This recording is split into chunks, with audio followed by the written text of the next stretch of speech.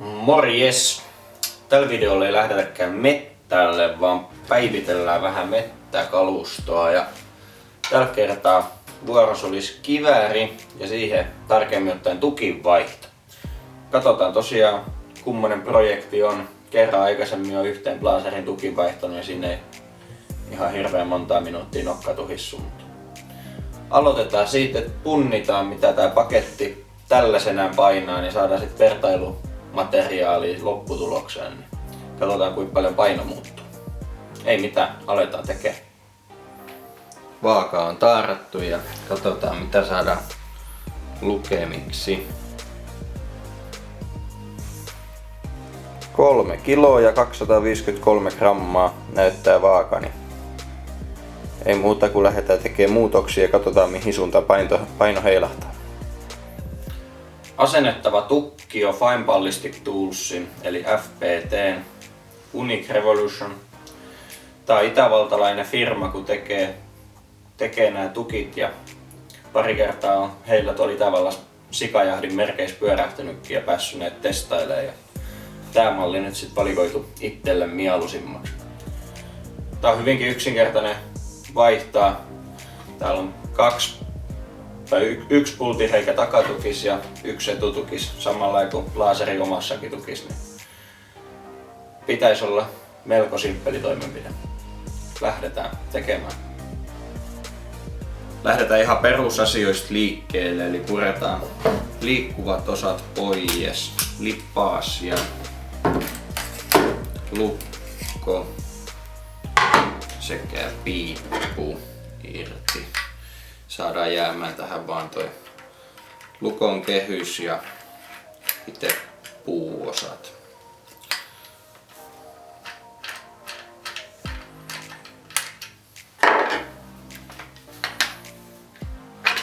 Se oli näinkin sujuva toimenpide ja näin meillä on kasas pelkkä tää lukon kehys ja itse tukki.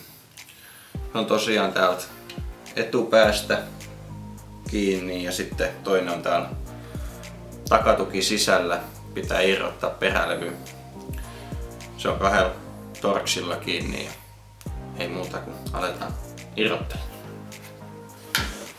Aloitetaan perälevy aukaisemisella. Täältä löytyy täältä takatukista tosiaan pienet viillot sormilla kun levittää tuossa kumissa. Niin siellä on pieni ristipää ruuvi ainakin tässä tapauksessa. Niin koitetaan saada ne auki. Aika piukas on, mutta kyllä ne lähti aukeamaan.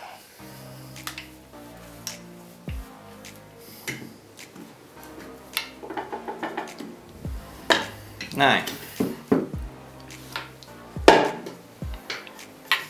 Joo, tukki on tosiaan muuten aika lailla umpipuuta, mutta tästä lähtee tämmönen pidempi onkalo tonne kohti lukkokehystä, niin siellä on 5 millin kuusiokolo-pultti, niin otetaan vähän jatkettu meisseli ja ruvetaan ruuvaamaan sitä auki.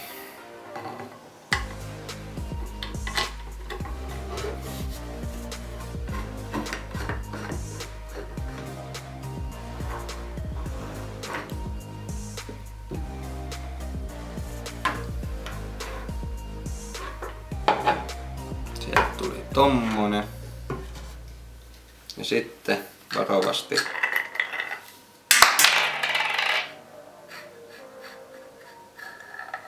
näin.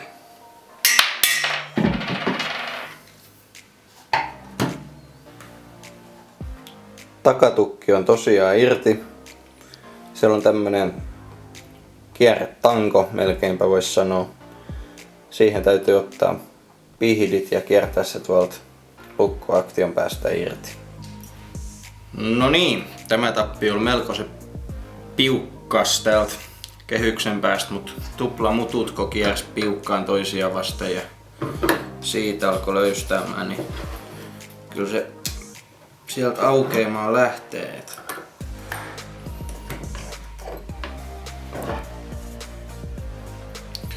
Sieltä paljastui siis kierteet ja tosta tuli FPT:n tukin mukana sitten oma vastaava pulttinsa, ihan peruspultti, millä takatukki saadaan tähän sitten kiinni.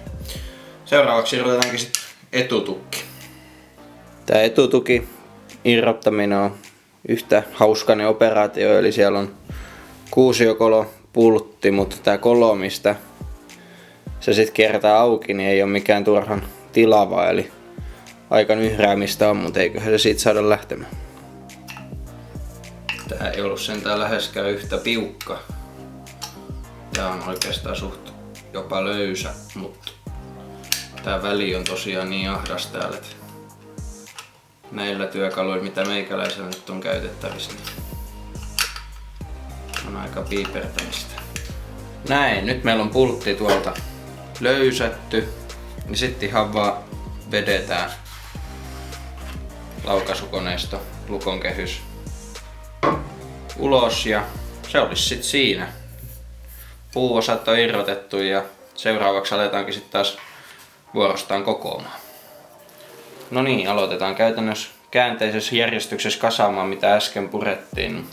Ensin voidaan pyyhkäistä täältä vuosien aikana kertyneet pölyt ja roskat pois, mitä tän koneiston sisäpuoleen on päässyt, mikä ei sit tossa perusputsauksessa niin vaan irtoakaan. Eipä se nyt juurikaan mitään oo. Sitten samalla kuin äskenkin, niin lykätään tuo tonne. Ja täältä löytyy etupäästä reikä. Mukana tullut pultti sinne ja tässä on jo vähän enempi tilaa kiristelläkin, niin kiristetään etutukki paikalle. Noin, etutukki on kiristetty, ei ollut sen kummosempi homma. Sitten seuraavaksi laitetaan takatukki. Sieltä tulee tukin mukana tämmönen pultti, joka korvaa sitten taas ton pitkän pultin, joka äsken irroteltiin tosta alkuperäisestä tukista.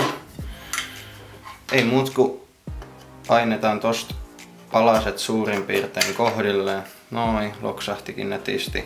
Ja sitten kiristetään tää pultti täältä pistoolikahvan takaa tai etuosasta. Noin. Uusi tukki on hyvinkin helposti kiinni kahdella pultilla ja sit saadaan kasata pyssy ihan normi laser-tyyli, eli laitetaan ensin piippu kiinni.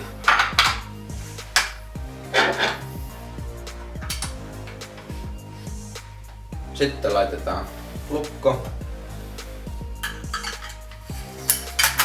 ja lipas.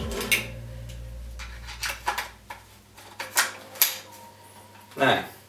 Koki Blaser pikku muodonmuutoksen. Ei muuta kuin ottamaan testilaakit radalle. No niin, tänään ollaan ensimmäistä kertaa ampumaradalla uuden työkalun kanssa ja tosiaan uusi piippu on saatu paikalle koko mitalta hiilikuituvaimennin päällä ja itse piipun mitta 48 senttiä ja vaimentiminen päivinen koko piippu sit yhteensä 70 senttiä eli 22 senttiä jatkaa sitten tää vaimenin tätä itse piippua. Kohta nähdään vaimennustehoa ja vähän katsotaan millaista käyntiä tää antaa ja näin poispäin. Ei muuta kuin kokeilla.